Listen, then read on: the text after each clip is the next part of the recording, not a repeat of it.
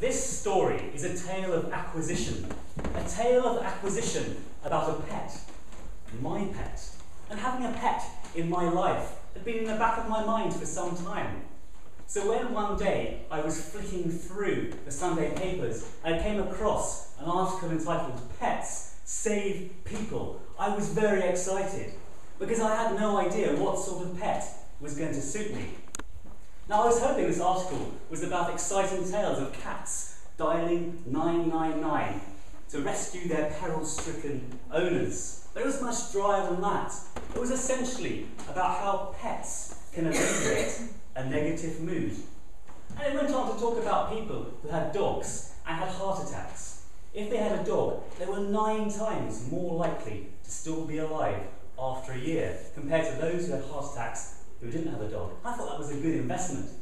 But what really interested me was when it talked about a researcher who would walk up and down a park with either a Labrador puppy, an adult Labrador, a Rottweiler, or a yucca plant.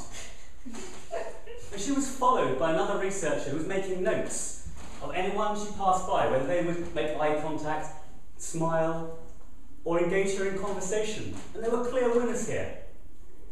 As you would expect, the puppy and the adult Labrador engaged 1 in 10 passerbys in conversation. They would just come up for a chat. This was all the evidence I needed. I was going to get a dog. You see, I imagined that I could take my dog for a walk in the park or in the street, and women would come and talk to me, engage me in conversation, and want to stroke my pet. But the problem I then faced was what sort of dog was I going to get? I didn't want a dog that was so small that I would lose it behind a wardrobe or accidentally sit on it in the lounge. I didn't want a little dog that was going to be chased by all the cats in the neighbourhood. And a little dog wasn't going to be much of a guard dog. A guard dog? Why hadn't I thought of that before? Another great reason to have a dog in your life. So, the problem was, a very small dog wasn't going to be much of a guard dog, but a really big dog was going to scare the women away. I needed a medium-sized dog.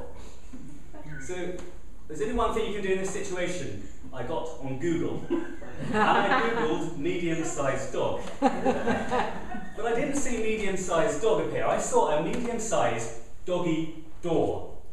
A doggy door, otherwise known as a dog flap. It's a bit like a cat flap, only it's for dogs. And allows your dog easy entry in and out of the house. I really liked the idea of this, so much in fact, I sent off for a leaflet. As you can see from the leaflet, it's convenient for you, it's convenient for your pet, it's hygienic, it's healthy, and of course a happy pet is a happy owner. So I really thought this was going to be something I needed to get. But the trouble with a doggy door was that if you had one that was too big, it was a portal of entry for a burglar to get into your house. And of course one too small wasn't going to be much good for the dog. So the bottom line was, it could not let a burglar into my house. A burglar could not fit through it. So I googled burglars instead. And interestingly, a bit like dogs, they also come in a variety of different shapes and sizes. And a bit like dogs, they've also been known to poop on their own doorsteps every now and again. Now I consider myself a medium-sized individual. I thought if I can't fit through a dog flap, neither can a medium-sized burglar, especially one not bigger than I. It was a very busy Saturday morning in Pets at Home in Canterbury when I went to do my market research. I found the aisle with the pet entry merchandise, and I found a young female shop assistant, and I asked her, would it be okay if I took a closer look at her flaps? She agreed wholeheartedly and came to join me in the aisle. I asked her, could she get it out of the box and stand with it about here? She asked me what sort of dog I owned. With my fingers firmly crossed behind my back, the first thing I came up with was Great Dane. She asked me what it was called. I said, she is called Tiny. She thought that was a great name for such a big dog. Yes, I said, but the problem is, as you alluded to, she is quite big, and I'm not sure she would fit through that door.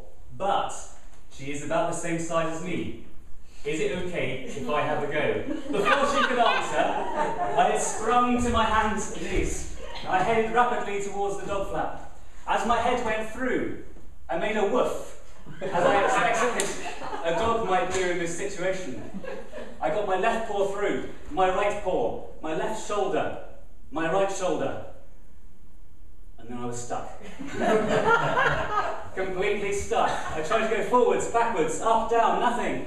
The shop assistant tried to tug it off me. It wouldn't budge.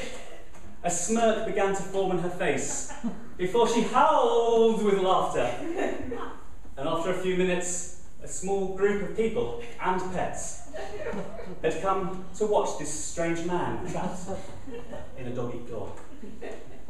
Well, after a few moments, I made my way, tail between my legs, all the way to the checkout. I could just about push the buttons on the credit card terminal. I could just about change gear in the car on the way home. It had been a successful day. I had got the right size dog flap, and I knew beyond any shadow of doubt what sort of dog was going to suit me. 3 days later, I finally got the dog flap off. I returned to Pets at Home, and I bought a fish. But what the original article I read failed to say was that a man taking a fish for a walk in the park does not get women coming up to talk to him. They merely give him a very strange look, turn around, and walk rapidly the other way. But for me, this tale of acquisition was more than just about the pets. I had learned an awful lot. For me, it was a metaphor for life, that in life it's important to get the basics right first and worry about your flap second. Madam Contest Chair.